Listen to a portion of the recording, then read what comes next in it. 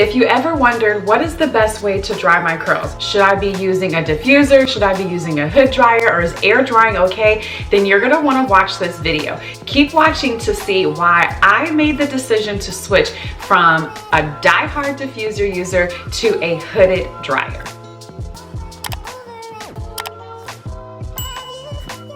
Hi curl friends, welcome back to my channel and a special welcome to those of you who are new here. I'm Naturally Shanice, your favorite curl friend, and I have tons of natural hair tutorials and product reviews. When I'm not doing hair, I do love to share my personal health and fitness journey, beauty and skincare tips, and a little bit of mom life. So be sure to check out some of my other videos, and if you find something that you like, hit that subscribe button and turn on your post notifications so you never miss out. All right, let's get into today's video. All right, so I'm excited about today's video. I just hope it's not too simple. So if this is like beyond where we're at on this channel, let me know, okay? I won't do another video like this, but this is gonna be really good, especially if you are struggling with, or not even struggling, but if you have questions around what is the best way to like dry your curls, right? We see some people using a diffuser, we see people using a hood, we see people air drying. And so today I'm really gonna share like what I do for my hair, why I do it, and that's really just using a hood dryer. Now, if you've been on the channel for, you know, your original OG curl friend, you would know that this is actually the longest that my hair has been in like a while since starting the channel. When I first started the channel, I had a really cute little taper cut. Okay, it was like giving shaved sides. It was super cute.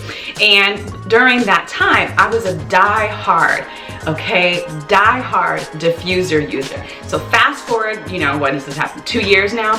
Now my hair is longer and I am using the hood dryer. Y'all know, stop faking. Like, y'all know I love notes. Like, this is a teachable moment, okay? So yes, I have some notes on the iPad. So anyhow, fast forward, my hair is this length. You guys went on me to my journey when I went to Hazel O Salon back in May. If you haven't watched that video, I'll put that in the description box also because it's great information on how to get and what to look for in a kinky haircut. So I'm getting the haircut and Flo was like, how do you dry your curls? And I was like, listen, I don't have time to be sitting underneath a hood dryer. I want to get up and I want to go, okay? So I always use a diffuser. So she was like, we're not gonna do that today. We are going to put you underneath the hood dryer. We're gonna put the products on. We're gonna set the products onto your hair, okay? We're gonna create this cast, which is that hard feeling. Make sure that product really like defines the curl, and then we're gonna smooth out your hair and you're gonna be good to go. You won't have to do anything to your hair after, you know, you sit underneath the hood dryer. You're gonna have long lasting curls. And I was like, girl, fine.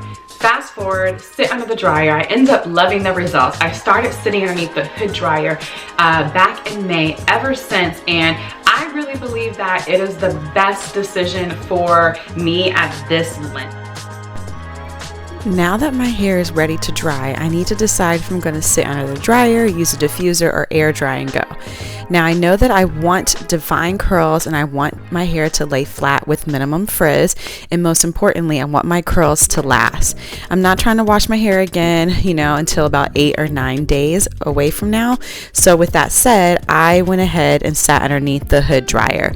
The hood dryer is a great source of indirect heat, meaning that it's heat that doesn't touch the hair, so it's safe and it will not cause damage to the hair. You can see that the look that I wanted to achieve, which was defined curls, I wanted my roots to be completely laid down flat with no frizz, has been achieved. And so what I'm going to do here, because it's nighttime, this is how I wrap my hair at night. I just take a scarf and I lay it down completely flat. Pineappling hasn't worked for me at this length yet, so I just wrap the scarf around my head like this and I go to bed. So you may be left wondering, you know, after you do your wash and goes or you see other people's hair, whatever it is, you know, what's the best method for me, right? And that really just depends on you considering, again, the finished look that you want, right? Typically on day one, I just love a huge, big fro, right? And I like a more lived-in fro. And what I like to describe as lived-in is that frizzy fro here. It's going to give lots of volume. It's big. It looks like day 6 hair, but I like that on day 1 hair, right?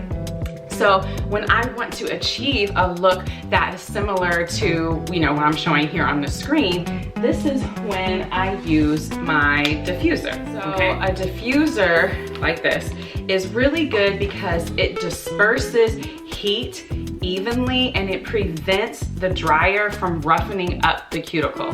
Roughening up the cuticle meaning like when we like straighten our hair, right? With the proper technique, you can dry about 70 to 85% of your hair. When using a hood dryer, I can get my hair, I would say like 90 to 99% dry depending on the time, right? And so when I use a hair diffuser, it takes me anywhere from 15 to about 20, 25 minutes to achieve the 70 to 85% dry, and then I'll just go and let the rest do the air drying, right? Whereas a hood dryer, I'm sitting underneath the dryer for an hour, minimum an hour. And if my hair is really soaking wet, like in the middle and in between here, maybe an hour and like 15 minutes.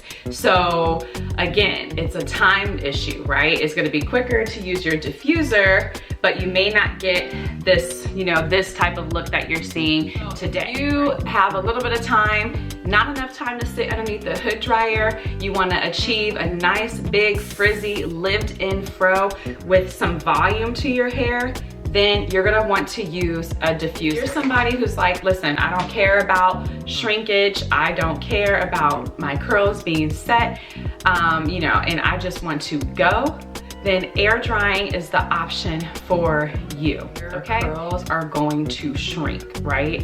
Like they're gonna, like, you like that sound? Yeah. You're gonna have a lot more shrinkage with air drying than you would have done when you just, you know, smooth out your hair and you sit under the dryer and you just let it do what it do. When you're air drying, if you prefer roots that are more lifted, if you don't want it, a lot of times, again, I get lots of questions or comments on how do you get so flat right here?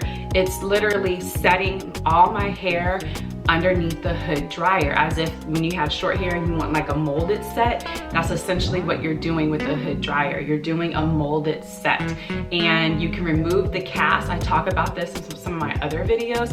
So right now I'm just gonna keep this cast, which is why it's, you know, again, my hair is super hard, it's stiff, it's not moving. That's fine for me right now because that's the look that I want, because I know that, let's see, it is Saturday, so by Monday it would be loosening up. I would have a more lived-in look throughout the week when I go to work, if that makes sense.